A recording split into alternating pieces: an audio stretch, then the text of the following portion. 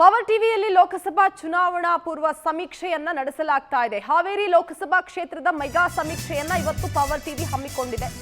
ಬಿಜೆಪಿಯಿಂದ ಬಸವರಾಜ ಬೊಮ್ಮಾಯಿ ಕಣಕ್ಕೆ ಇಳಿದಿದ್ದಾರೆ.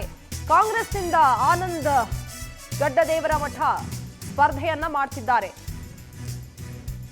ಮಾಜಿ ಸಿಎಂ ಬಸವರಾಜ ಬೊಮ್ಮಾಯಿಗೆ ಈ ಬಾರಿ ಹಾವೇರಿ ಕ್ಷೇತ್ರ ಬಹಳ ಕಷ್ಟ ಅನ್ನುವಂತಹ ಮಾತುಗಳು ಕೇಳಿ ಬರ್ತಾ ಇದೆ. ಮೋದಿ ಅಲೆ ಇದ್ರೂ ಬಹುದೊಡ್ಡ ಅಗ್ನಿ ಪರೀಕ್ಷೆಯನ್ನ ಎದುರಿಸಬೇಕಾಗುತ್ತೆ ಮಾಜಿ ಮುಖ್ಯಮಂತ್ರಿ ಬಸವರಾಜ ಬೊಮ್ಮಾಯಿ ಅವರು.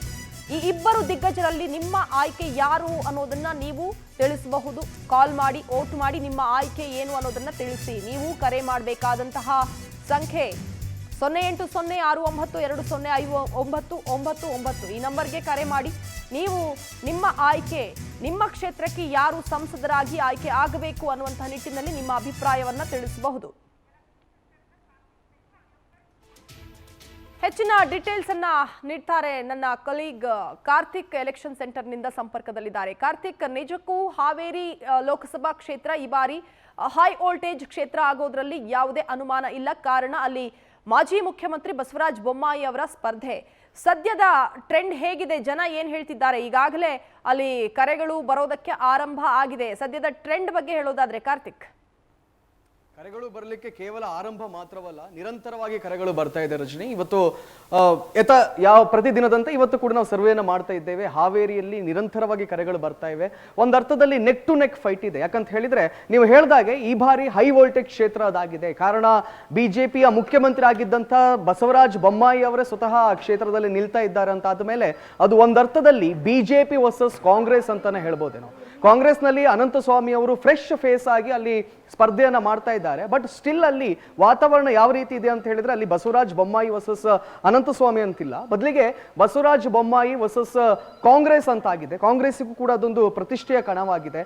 ಈಗಾಗಲೇ ಈಗ ಬರ್ತಾ ಇರುವಂತಹ ಕಾಲ್ಗಳನ್ನು ನಾವು ಪರಿಗಣಿಸಿದ್ರೆ ಒಂದರ್ಥದಲ್ಲಿ ಉದಾಸಿ ಅವರು ಏನು ನಾನು ಸ್ಪರ್ಧೆಯನ್ನ ಮಾಡಲ್ಲ ಅಂತ ಹೇಳಿದ್ರು. 2008ರಲ್ಲಿ ಅದನ್ನ ಲೋಕಸಭಾ ಕ್ಷೇತ್ರವಾಗಿ ಘೋಷಣೆಯನ್ನ ಮಾಡಲಾಗಿತ್ತು.